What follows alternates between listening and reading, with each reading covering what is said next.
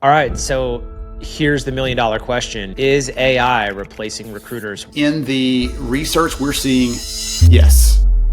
I can see their skin crawling in person when I say some of these things that are happening, but that doesn't make them less true. It's so true. And I think the more we talk about it, the more comfortable we can become around facing this existential crisis. Recruiting is a process first and a job title second.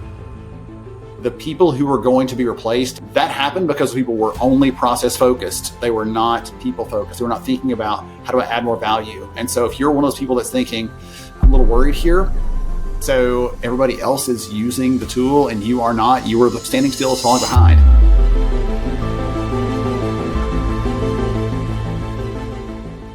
Hey everybody, this episode of Building the Talent Machine is brought to you by our sponsor, WellFound. If you're a recruiter like me, you're probably always looking for a smarter, faster way to find startup-ready talent. Well, WellFound has you covered.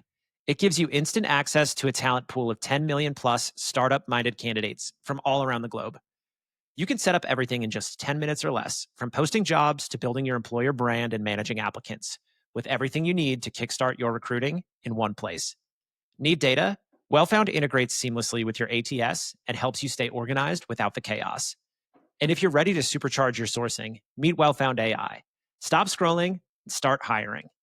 WellFound AI reviews hundreds of profiles each week. It reaches out using hyper-personalized templates, and when candidates respond, it manages the back and forth for you. All that's left is one click to approve, and your calendar fills up fast. So if you're ready to find, connect, and hire your team from pre-seed to IPO and build with the best startup talent out there, WellFound makes it happen. Check out wellfound.com and see how fast you can tap into the startup talent ecosystem. Now, let's go build a talent machine. Hey, what's up, everybody? You're tuned in today with Ben Eubanks. Ben Eubanks is a researcher, a best-selling author, a HR tech speaker, and he is the operator of Lighthouse Research and Advisory, a firm out of Huntsville, Alabama. Ben, what's up, man?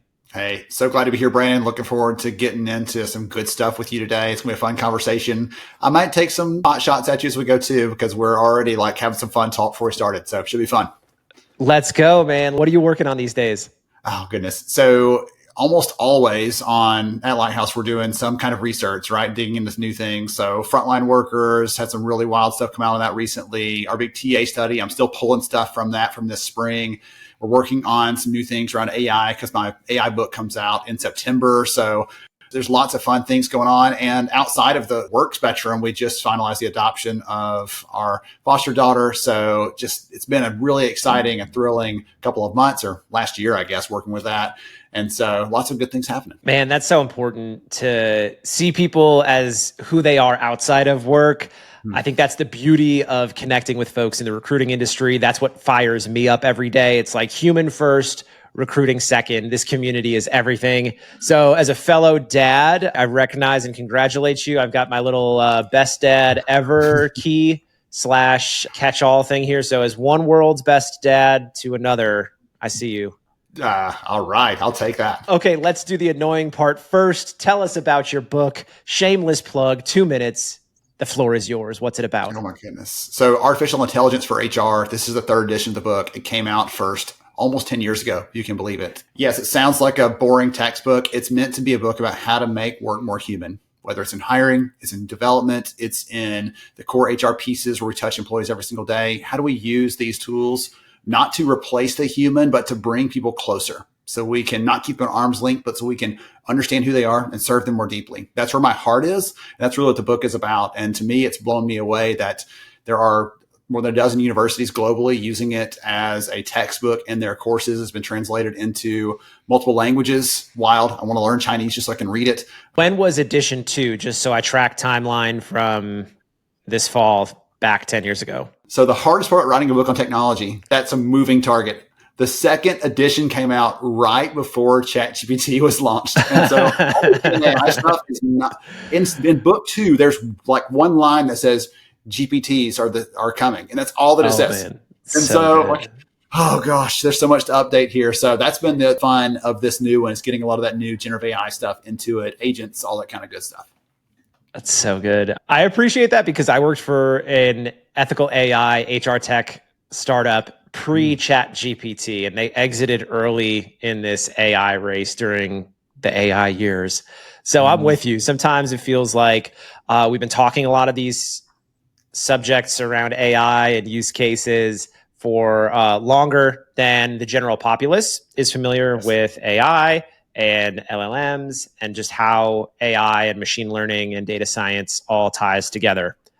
What's your synopsis of that? Like if somebody asked you off the street today, how would you describe it? So I'm not in my day-to-day work. Again, I was like you, been a recruiter, like ran teams, all those sorts of things. So I've been there in the trenches.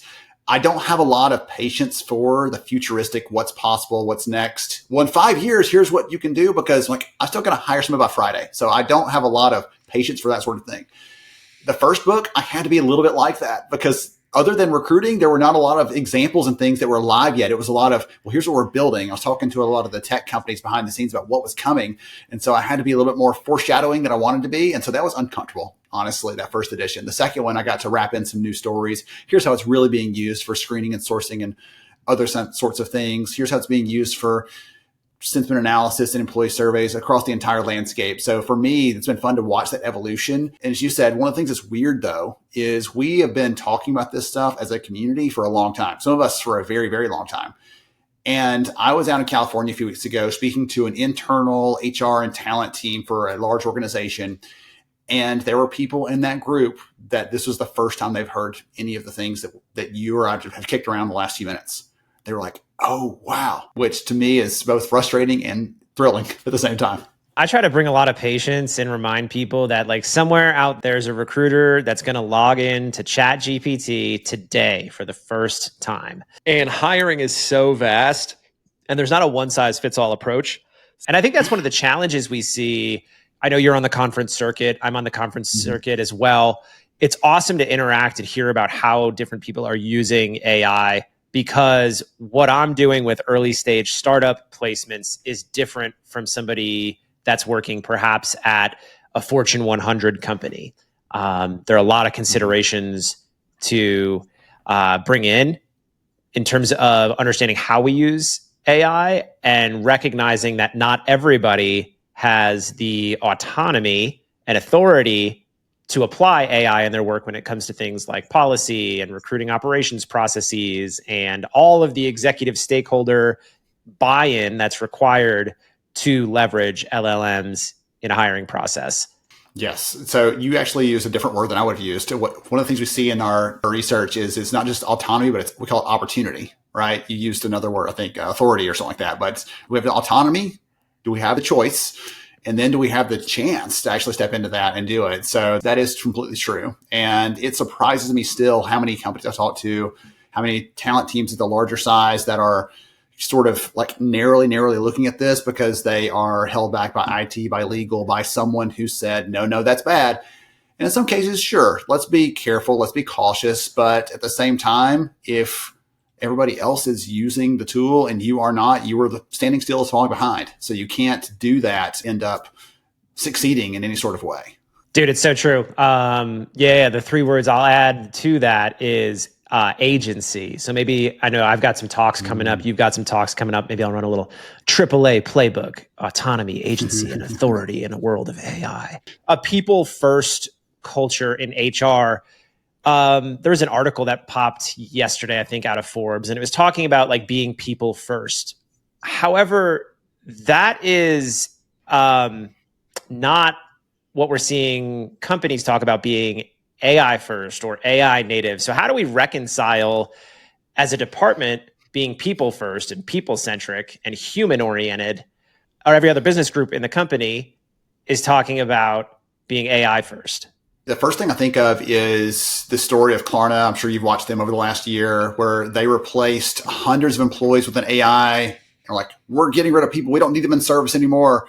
And then they sort of backtracked on that in the last few months, saying, actually, we do need people. We're not able to serve clients the best we thought we would. We need people back in this.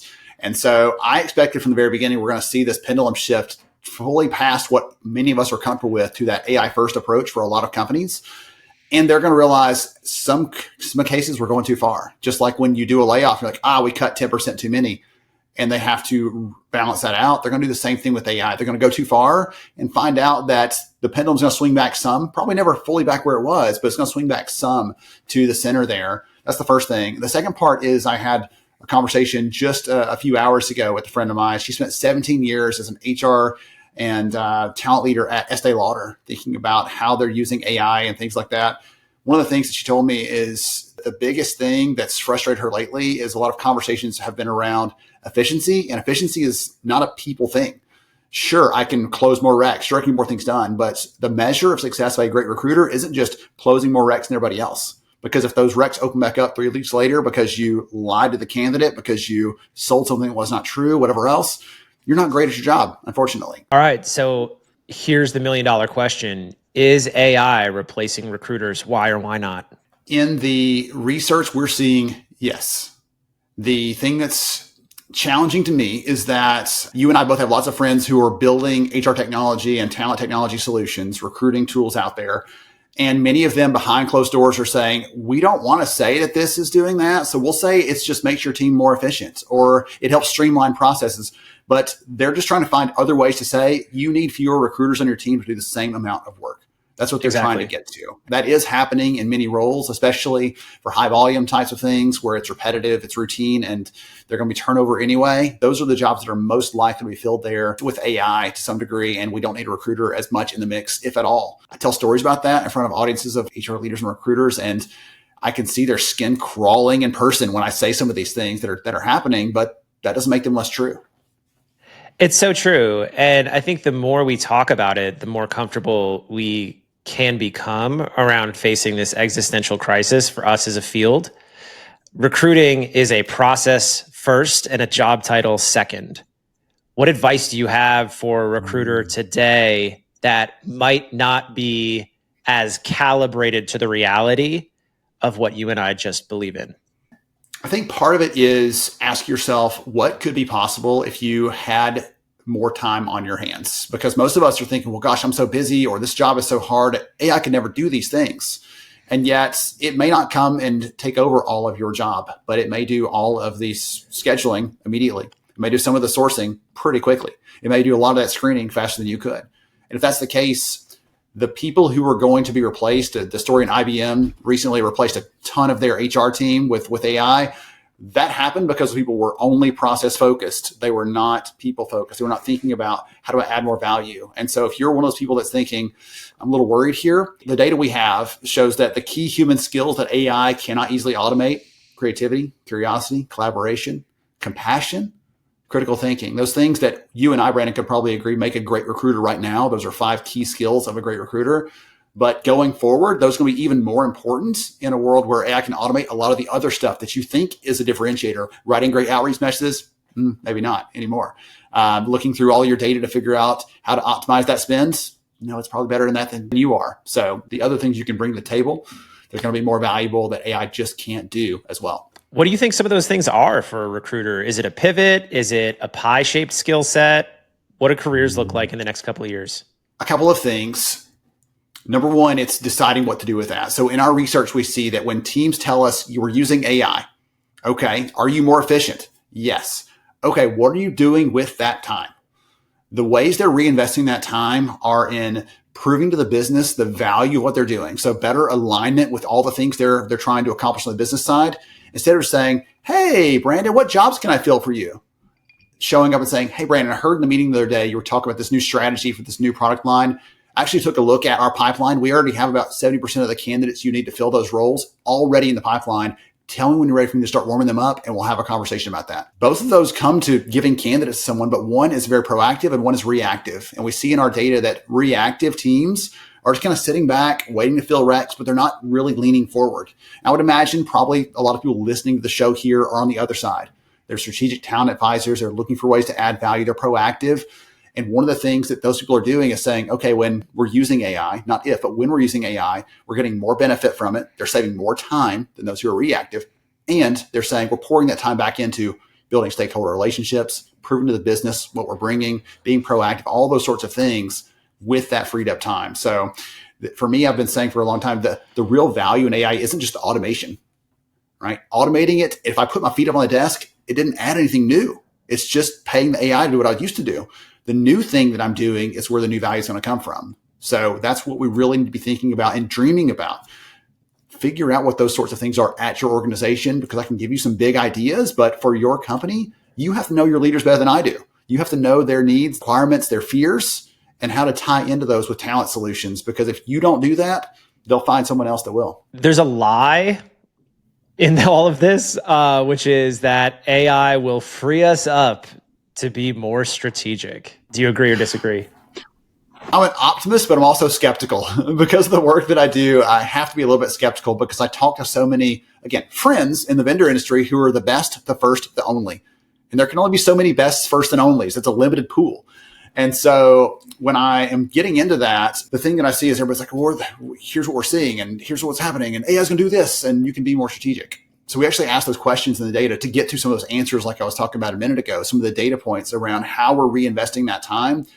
One of my good friends is a researcher for HiBob, the HCM company. And one of the things that he did in a research piece this year that I thought was so cool is he said, Brandon, if you had 1 extra hour in your day, what would you spend it on? And he gave the recipients options like reclaim my mental sanity, those sorts of things. Like, I need it for me, or maybe I need it for my job. I would spend more time doing this task or this role. Or maybe I spend more time forecasting or thinking ahead, being proactive. And so for many of us, we've not stopped to think about that, because we are heads down, closing that rec by Friday. We're aligned on this intake meeting, all those sorts of things. And I would strongly encourage everybody listening to me, if you don't know how you'd use another hour or 2 or 3 or 10, start making that out just like you would a prioritized budget. Like if your family had income that ebbed and flowed month to month instead of being a straight salary, you'd say, well, this month we only have 5,000 coming in, so I've got to pay on these things. And you do your time schedule that same way. Say, I would do these things, but if I had an extra hour, I would do it this way.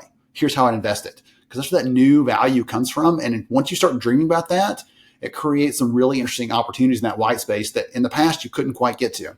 So this is a really interesting question. What would you do if you had an extra hour in the day as a recruiter? So as a recruiter, if I had an extra hour in the day, I really probably would spend more time trying to figure out those things that my leaders are thinking about, whether that hour is taking them out to lunch, that hour is being in their meetings, just to hear some of the, hey, listen, for the first 10 minutes, you talk about the future stuff before you talk about the today stuff. And let me just come sit the first 10 minutes and listen in and start understanding more of those things. So I'm doing less reacting.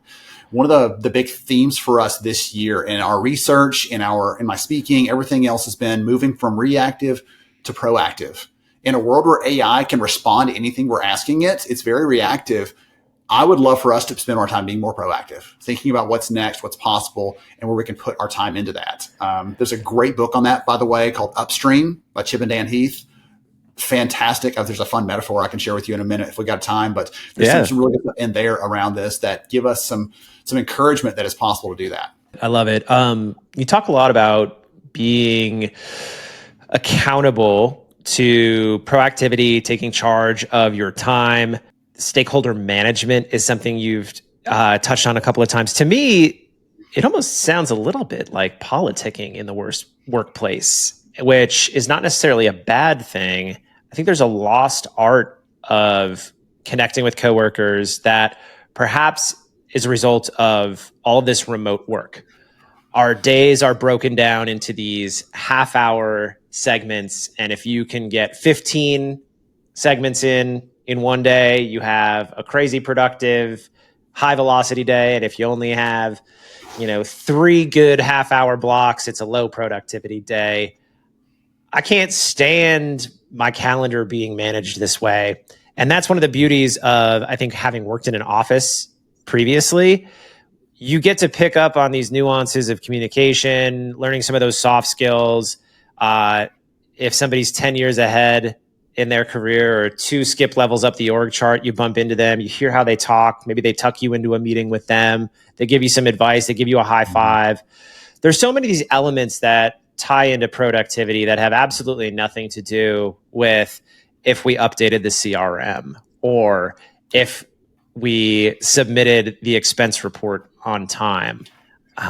What are your thoughts on just like culture of work these days, and maybe tie it into your research for what you're seeing for the return of jobs? Are they in office or are they? A lot of the jobs that have happened that have grown recently, right? Ignoring all the headlines where companies are claiming come back to the office. Like a lot of the jobs that are coming out are things that are standing jobs that are in person that require someone to do something physically present, right? The healthcare space, home health, like those are where the biggest jobs of growth have been recently. I mentioned Upstream as a book. Another book that ties directly to that, Brandon, is Cal Newport's newest on slow productivity. He said, we have become enamored with activity and not with necessarily with the right output. And so when I join a lot of meetings, feel productive, even if I got zero actual work done. And at some point, that's going to come back to bite you. But on the other side of that, yeah, the politicking piece of that, the like feeling like you're a political animal at work. Well, look, Brandon's in all these meetings. He's got to be important. He's got to be doing some good stuff. Look, he's always got something to say. Anyone who knows you have probably something to say, right? So like he's in these things, even if you're not actually doing the real work that needs to get accomplished. So I think a false correlation with activity and output and productivity. The other thing I'll tell you is one of the creative things, go back to the AI component, when I look at some of the tools out there that can predict whether someone's going to quit their job, one of the things for them that was, oh my goodness, this is incredible. We never expected it. And any one of us that heard it would be like, are you serious? We all knew that. Was they said we started hooking into the calendars and seeing when someone's time was 80% full of meetings, there's a greater chance they're going to quit their job than someone whose time is not 80% full of meetings. Like, well, yes, I hired you to do a job. And unless your job is meeting organizer and planner and note taker, then you probably don't need to be in that many, or it's going to eat away at your satisfaction and make you eventually leave. But to some of the people who are doing the research on that, like, oh my goodness. And the rest of us who live in the real world, like, yeah, been there, probably quit a job because of that too, and don't want to do it again. So definitely with you on that. There's this false connection between just churning away and not actually producing the things that I need to be producing to get work done. All right, the perpetual optimist, what's the opposite side of that? What's a signal that means somebody is satisfied or happy or going to have a strong employee lifetime value? One of the things that we've seen in some of the research, there was a really interesting case study we did a couple of years ago with an enterprise company, and they were actually looking in their business for people who would make good leadership candidates, because like every company, they kept picking people for leadership based on how long they've been there, not based on an actual proclivity for leadership and an ability to do that. They looked at a unique sort of signal. They looked at the feedback that was going back and forth in the business between people who are individual contributors. And they found like, hey, look, Brandon's giving feedback to all these people around him. It's not part of his job. He's just doing it as a natural inclination. That's who he is. What if we put Brandon in a leadership role because we can't get any of these leaders to talk to anybody that work for them?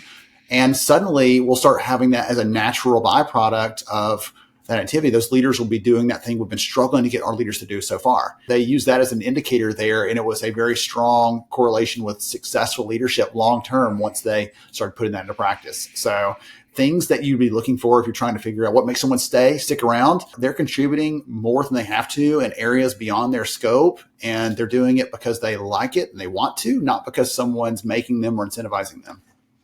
Dude, 100%. Behavior shapes culture, not vice versa. You can get your 10 executives on some retreat in Wyoming over the summer and do the mission, vision, values, culture exercise all you want. Spend half a year projecting it out to your HR team. You're never going to see the behaviors change. You need to reinforce the behaviors you want to see and allow the culture to evolve with every hire you make. Let me ask you a question if you think it's a good idea. Because there was a company came to me a while back, a couple years ago, and they were struggling with this. They said, listen, we have 14 core values. Our people don't know them. They look like everybody else's. We sound the same as everybody else. Help us out. And I said, well, what do your employees think? What do you mean? Like, what would your employees say your culture is? Well, they say your values are. Well, we don't know. Like, why don't you ask them first? And so they put together a couple questions and said, Brandon, what does it feel like to work here? How is this place different from other places you've worked? Just give us a couple words. And they use those words, they bubbled them up and said, okay, across the organization, this is 5 or 6 different ways that our people actually talk about what we do in their own language. Forget what all the executives think. Forget those 14 core values no one can remember. These are the ways it feels like to work here. And that describes it better than anything else. They called it bottom-up culture, essentially. It's great. I love that. I think about that if I get caught in an ad from, I don't know, like a fast food company. It's like, they just hired some global agency to hit a few buzzwords, and it's so inauthentic. But if you Mm. focus on what matters to your people in an organization and you actually listen to them and give them platform to share what they think the vision of their role or their business group is, that's where you get extreme productivity, retention, high performance, and just motivated, happy people. Like, work is supposed to be hard. I think people forget that. Like, work's not supposed to be easy, but it can also be fun. And I think it should be a combination of the two. I feel like seeing shiny, happy people holding hands, but decided not to. But that's what I felt like when you were saying that. Let's go, man. REM, classic. You're an old soul if you're jamming on REM. It's the end of the world as we know it. So, Yeah, that's what I hear. anyway, you've talked about research a bit. We didn't hit this early enough because I wanted to jump right in. But can you explain, like, who the heck are you? Like, what do you do these days? And, like, what is Lighthouse Research? What is an analyst? I'll start with Lighthouse. So Lighthouse is an analyst firm, and that begets the question, what the heck is an analyst? So there we go, natural progression. So I started my career in HR and recruiting. I wanted to be in HR when I was a kid, and eventually got You were like into a total recruiting. narc in high school, weren't you? Oh my, I can't confirm or deny that. And then I'll tell everybody the funny version is I was the older middle of four boys in my family. And so I had none of the position authority of the oldest, the CEO, to tell everybody what to do. So it was like peacemaker, deal maker, trying to get everybody to the table. Like that was my life usually. So probably a good thing that served me in recruiting and beyond. So an analyst is someone who does a couple of things, and there are flavors of this, but you sort of have a perspective on the industry. Most analysts use data, use conversations with vendors, use conversations with employers to influence that. I also draw on my own experience as someone who did the work with deep, deep respect for everybody still doing it today, because it's way harder today than it was when I did it. So for all of you out there, kudos and thank you, because I'm not having to do it, and I appreciate you. So I'll keep educating you as best I can, informing you, encouraging you to keep it up. So we do research at Lighthouse on the workforce and the workplace. So for example, we just finished a big study recently on frontline workers, as an example, 2,000 frontline workers, what they look for in the job search experience, how they feel at work, what makes them build trust or break trust with their employer, all those sorts of things. And we take that data and give it back to employers.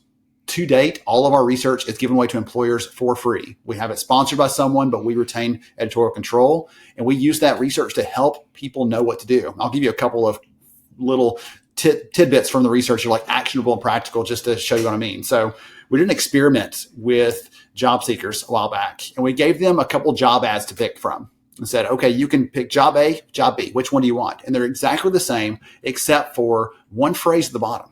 On one, it says, we're a market leader in the food refrigeration technology space. The other one says, we bring safe and healthy food to people around the world.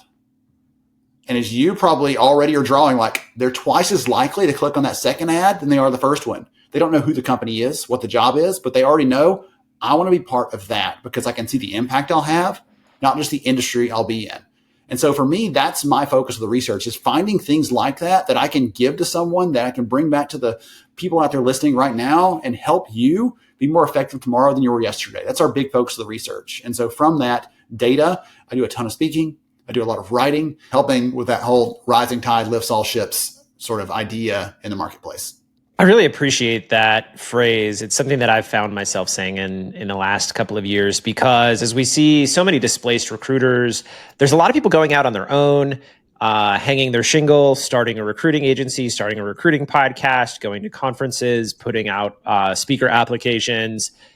There is so much capitalism out there. I think that anybody who is running their own solo recruiting shop, whether they're doing it embedded fractionally or trying to run a contingent agency or exclusive contingent agency shop, like, there's just so many different industries that need smart, motivated, ambitious entrepreneurs. And I think that's the difference between the recruiters that will be successful in the next 5 years versus recruiters that may be forced to pivot.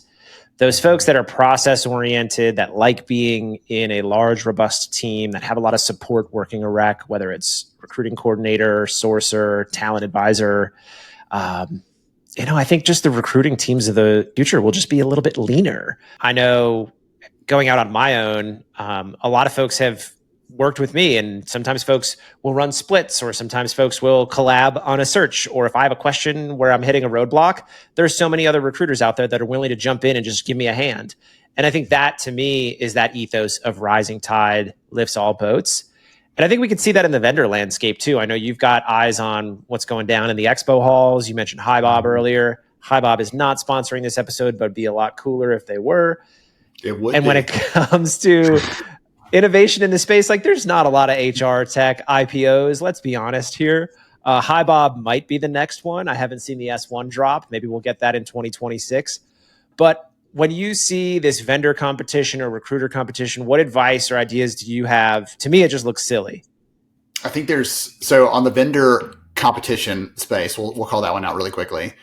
Again, I sort of poked fun at it earlier, but everyone says they're the best first only. That sort of thing is interesting and weird and challenging, and I have to bite my tongue a lot. I try to be respectful of all the ones they're trying to do good things, right? Ultimately, they're trying to do the same good work that a lot of recruiters are. Make it easier to hire, make it easier to find the right people, all those good outcomes that they're trying to enable, even if they're not always doing it with the right messaging, the right approach, hey, Brandon can help you with that, by the way. Anyone's listening out there that wants that. Anyway, so for the ones that are out there trying to compete on that, it's weird because there's a lot of space. There's a lot of opportunity. There are so many companies that are still using spreadsheets and or some homegrown hacked together system to try to do all of the things they're doing on the recruiting side. And they could stand to use something that's a system that's built for it. Absolutely. We've seen that in the data over and over, where there are some really interesting outcomes that are made possible when you're using a purpose-built tool versus one that you've just sort of cobbled together. And I say this fully understanding the fact that back in 2013, I built my own CRM by connecting an email marketing system to an API or a jobs feed in our ATS just to try to build it myself, because we couldn't afford the big stuff. I'll build it and make it work. So I say that knowing that it's still possible to do more things, accomplish more things, and to free up your team for more good stuff if you have the right tools in place. But it is really a really tough, weird, crowded market when you go into a big show and everybody has agents, everything. 2 years ago, it was Gen AI, everything. 5 years ago, it was big data, everything. 10 years ago, it was cloud, everything. It's these waves come and go. And for me, I'm always encouraging, if you're listening to me right now and you're like, yes, we're trying to figure something out, we're trying to pick a technology and we're just confused or annoyed by it all, stick to your use cases, stick to the problem you're trying to solve. Because when I'm talking to the vendors, I'm telling them from this side too, stop going out there and beating everyone over the head with, look at this flashy new thing. Say, hey, do you have a problem with screening candidates because you get so many for a role that you can't quite get through all of them? You want to give them the respect they deserve. Okay, hey, we actually help with that.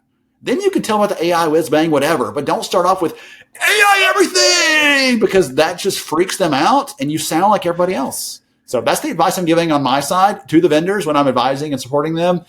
If more of the buyers and prospects out there, like all of you, did that, then it probably would help to get that through their heads, and maybe they'd change that up a little bit. But until then, AI everything.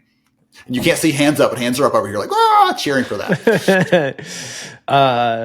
Yeah, Ben, I appreciate you rolling us back through the timeline of these major innovations and trends that we've seen in tech. Because when I think about where we're headed as an industry, historically, B2B SaaS is a couple of years behind consumer technology. And then HR tech is usually like a few years behind the rest of B2B SaaS from just like a venture capital investment standpoint. There are a few reasons why. One of them being that HR tech is significantly cheaper than the software used by other business groups. Mm-hmm. So when I think of the AI years that we are in now, ChatGPT came on the scene. Now what we're seeing is innovation period where consumer, B2B, and HR tech are all building at the same time. And when we think about HR tech, it's usually candidate-led from a pain point and not a goal of the recruiter the recruiter and the TA team, or the HR team, the HRBP, the CHRO, they are all just caught in the middle. But if you roll the tape back and we think about some of the use cases for major technology advancements in the HR stack, it's always candidate led. I've got some examples, but before I give the examples, like, let me give it to you to see if you can think of any. I'm stuck on something else that's not an example. I was just going to say, when you said the candidate led, like in my mind, I hear, let's make this experience less bad. It's so good. That's actually probably like an employer brand thing. I don't know. Like, what's like a terrible fast food restaurant where it's like, yeah, we're not so-and-so, but we're not quite going to ever be McDonald's, but like you could probably get a burger here anyway. James Ellis, if you're listening, please just pivot to burgers. So the examples that came to mind for me, just in my own experience, were I'm old enough to remember scanning resumes from a paper into a digital file. And it takes you back. Staples. Yes. It does, man. It's crazy. Another example I think of is like mobile optimized applications. So I don't know, like I remember using an HCM platform that had an ATS module, and I was working for a public company for frontline workers, folks that work on their feet. And we saw application drop off. We couldn't hire in certain markets. We had just 0 applications. Why? Because the application process was not mobile optimized. So we switched to like a mid-pack vendor that had at the time a pretty good mobile optimized application system. That allowed us to reach our candidates and make hires. That was all pain. Pain motivated that. The fact that that vendor was at the right place and the right time in the market to land a public company because they had the foresight to build a mobile optimized ATS platform before a couple other vendors did. So that's like just one example I think of. But as everybody's building on AI right now, it's like, yeah, but what are the candidates doing with AI? Like, we're still on iPhones. Like, we don't have consumer grade AI. So like, what is all of this venture capital for, if nothing other than just satiating the appetite of recruiters who want to be ambitious and support a goal? History tells us it's not goals, it's pain. One of the new pain points, speaking of pain, Brandon, that's being generated is on the candidate side, candidate use of AI, whether it's the complete fraud stuff, which the stories are chilling and freaky, or it's just the everyday candidates using this tool to automatically apply to all the jobs, increasing that funnel junk and clutter. The candidates are using AI tools to do an interview like this and are maybe somewhere else reading off a script or reading answers off of some search engine, but they look like they're attentive and interesting. By the way, have them pick their hands up and wave them at you just to make sure they're not deep fake. There's so many ways that candidates are using these tools right now that are creating problems. I talked to a company recently. Their leader was telling me, a big biotech company, said we used to get 20,000 resumes a month across the course of a year. Big enterprise organization. That was their average year. Said now we get about 20,000 every 2.5 days. And there's physically no human way to even consider all of those 20,000 people that are coming in every 2.5 days. There's no way to make it happen. So we have to turn to tools like AI, or just say, hey, listen, if you're not in the first 50, you can't be considered. Sorry. And the problem with that is if I'm using AI tools to target jobs, they'll hit it faster than a human can find it. So we're shutting people out potentially. So it's getting cluttered, getting challenging, getting bigger pain points around a lot of those sorts of things that are being driven by some of the candidates that are desperate looking for work. And I have a hard time faulting some other dad out there right now that's like, how can I possibly get into the consideration for this? My kids are hungry. I'm trying to take care of them. Sure. But when they cross the line over into, I'm using this to cheat and using this for other things, that's when it starts to get a little bit, get on board with that. Can't support it. You raised an interesting point that is at the rec ops layer, and it's in application limits. I think we've seen ATS vendors solve for application volume by putting limits on the number of applications, but you just pointed out the fatal flaw in that. And it's that if somebody's got an AI spam cannon, well, you're going to have 2,000 applicants that are all crap, which makes a use case for what? Sourcing. Yay. Application volume and solving for this problem. A lot of recruiters rely on sourcing. I'm a sourcing recruiter. Most of the placements that I fill are through direct cold outbound. That's just the nature of the beast for where I'm at. But I think a lot of companies and recruiters are bypassing this AI slop spam cannon problem by not posting jobs at all. And that raises some concerns to an extent as well when it comes to having no inbound pipeline from inclusivity standpoints. I think we're just at a really weird time where everybody's still trying to figure it out and no one has the best solution. Yeah. I was going to go back to a couple quick data points, if you don't mind, from the research. Please. So I was trying to find them really quickly as we were talking here. So we asked this year in the research, if you're on a TA team, what's the biggest problem you're trying to solve? Is it getting your brand out there? Is it trying to, optimize the mobile experience? Like, what are the things you're working on? And the hardest thing is just picking the best and most suitable candidate. People are saying we're just struggling to find that right person out of whether it's a small pool, a big pool, it doesn't matter. We're trying to find that right person. That's where the biggest struggle is. And to the point we were talking about, you have way too many people in the funnel. How do you narrow that pool down?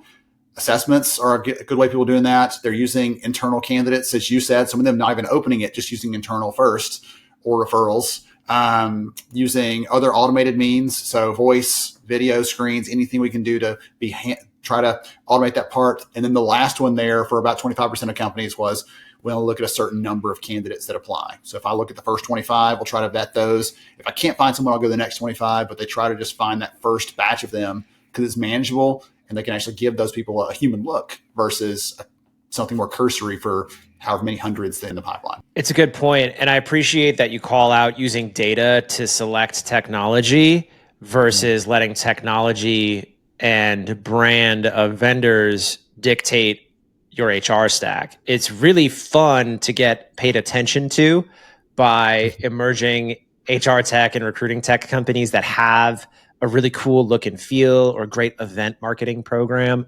But if you don't know where your bottlenecks are and what processes you need to optimize for in the first place, take a beat, do that work first, then go to market and tell the vendors what you need, because then that will allow you to negotiate and get the best pricing, because at the end of the day, recruiting is operational expense. And these vendors right now are very hungry to get new customers when hiring headcount is slower, cost of hire has increased. Finance is scratching their head saying, well, this sucks. We've got 5x the amount of applications to process for a job, but our cost per hire and OpEx to process it has increased. Make that make sense. If you figure that one out, we'll go build that solution or retire on the beach somewhere. I think that's the answer to that one. It is a wacky time. And again, I said it earlier, sort of in passing, but I'll say it now directly to everybody out there right now that's trying to help someone fill a job, trying to do it yourself internally, trying to do it externally for another organization as part of your work. Hats off to you. It is difficult. It's challenging. And not a single person who's outside of the bubble fully gets just how hard it is. They see it as a candidate or they see it as a hiring manager and think, well, that can't be that hard. And they don't know. And so you deserve a little bit of applause. And so I appreciate you, Brandon, for bringing people together to hear the real talk like this, because that's the thing that they need to stay sharp, to remind yourself that you're not the crazy one, that this is a real problem and a real issue. And to go back to your point a minute ago, I don't want to lose that train of thought around the problems with the cost of everything else. I think it ties back to what you were saying earlier. You and I could probably solve that here, but you talked about how in other areas of the business, the cost for the software is higher than it is in the HR space. I think part of that's because of what we talked about earlier around the productivity thing. What is a productivity for a recruiter? Is it just a rec closed? Is it a high value rec closed? Is it number of conversations with candidates? Like, what's the thing? Is it volume of candidates in your ATS? Did we bring a lot of them in? Great. Like, what's the thing that we're looking at? So it's just hires and it's not the strategic contributions to what the company's trying to get done, then we're just going to be seen as fill this one versus I've got an idea about something. I want to bring Brandon in to have a conversation about it. There's no real hiring need yet, but I want his input because it's going to eventually affect that. And he'll help me get on the right path from the very beginning. That's where we want to be, right? Contributing in that sort of way, not just, oh yeah, we needed this position opened yesterday and I forgot. Let's go tell them now. I love it. Recruiters are accountable. Recruiters are hustlers. We're not afraid to get stuff done. So when you talk about being measured for productivity and performance, I'll one up the question with another challenge. What is the productivity measure for an HRBP? Number of employee relations cases closed? Like, come on here. If we're letting our overlords that are historically from like HRBP tracks dictate the productivity and performance of us as recruiters, like, what are we even doing here? I think the answer is problems avoided. That's the answer, because it's an immeasurable sort of thing and it feels very soft and cushy. That's that. Throwback to my HR days there. Like we could make up some metrics like that actually have no real value to the real world, but it felt good and comfortable, and we'd hold on to those very tightly. And then since we just threw some shade at HRBPs, I'll throw some shade at recruiters. You know, we talk about it being like the art and science. I think we've seen an over-index on the science, but that's not to our own fault. I think a lot of folks that work in tech, they're just appealing to their audience. If your audience is a founder at a software company, they come from an entire lifetime of STEM, of course, you're going to appeal to their sensibilities by talking about science and quantitative metrics. But I think we've over-indexed a little bit, and what we're going to see with AI and what you talked about being human-centric and people first is that art will win the day. Yeah, the human skills of work are so critical. And one of the things that gets me is, I'll give you an example. I'm going to go super nerdy for a second, so hang with me. One of the things I mentioned earlier is that automation doesn't create new value necessarily, but the human creativity does, what we do with that creativity. So there was a study done a few years ago by a gentleman named Dennis Stouffer. And he was looking at company founders, and he gave a series of company founders across the different industries this test of innovativeness or creativity. And they had that normal bell-shaped curve that you'd imagine for the scores. Some were super innovative, some were not, and lots were in the middle. And then he started plotting the value created by those companies in terms of jobs created and profit maximized. And what he found was there was this linear path from scores that aligned there until you got to the final 10% of scores, and it hockey sticked. The most creative company founders, translation, create 10x the value of those that are just sort of creative. And value in that terms, again, jobs for us to fill. So when I saw that data, I was like, that's not just cool in its creativity bucket, but also that's job security for us. We can go find some good people to fill those roles that those great creative leaders are creating. Yes, all day long. Let's make it happen. Ben, you've done such a great job of giving us tangible, actionable ideas that you've learned from data, because research can be really abstract. Before we wrap up today, what's the biggest lesson you've learned that talent leaders need to know? I think we've actually talked around it a couple of times, Brandon. I think the big thing is we can't be so focused on the process we forget the people. So I'll tell myself really quickly. So about 10 years ago, we were headed to the hospital. My wife's about to have a baby. She's super chill, actually. I'm freaking out, driving at 500 miles an hour to get to the hospital and everything. They get her all set up, and they strap this thing to her stomach called a tocometer, and it's measuring the strength of her contractions. And I'm the data nerd in the room, so I'm over there reading the readout screen, like just fascinated by this thing, like, so cool, look what I could see. And behind me, my wonderful wife says, woo, that was a rough one. It was like, actually on the screen, it didn't look that bad when you compare it to this one over here. And it didn't, like when I say it in front of an audience of women, they're always like, oh my gosh, you should be dead right now.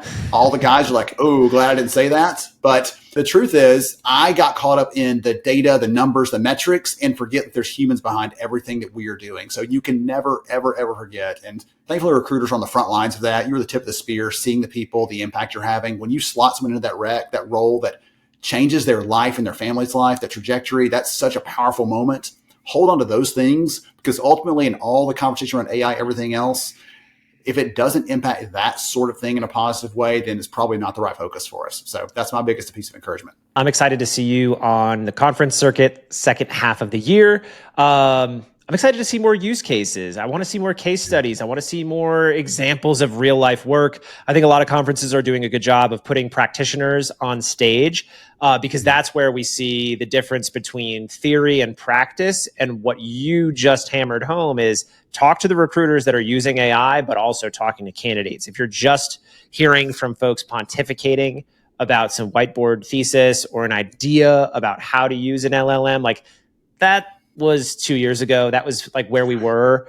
Like I want to hear right now, like who's using A, B, C, D tool to source pipeline for a software engineer across all these AI sourcing tools. I think it comes down to trust people who are doing the work, because in the future, it's going to be less skip layer leadership and more practitioner-led super ICs. I love it. Where will you be the second half of the year?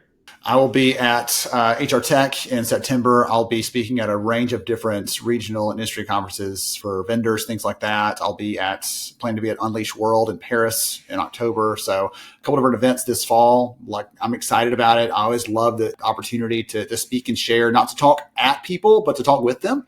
Like you're saying, what are you hearing? What are you seeing? I'll share what I'm hearing across the community, and we'll compare notes so that we can ultimately lift everybody up. Everyone's going to end this thing better off, not just hearing me hawk a product or a membership or whatever else everybody else has got to share. That doesn't really necessarily meet their needs. It's got to be valuable, useful, actionable, or it's a waste of time.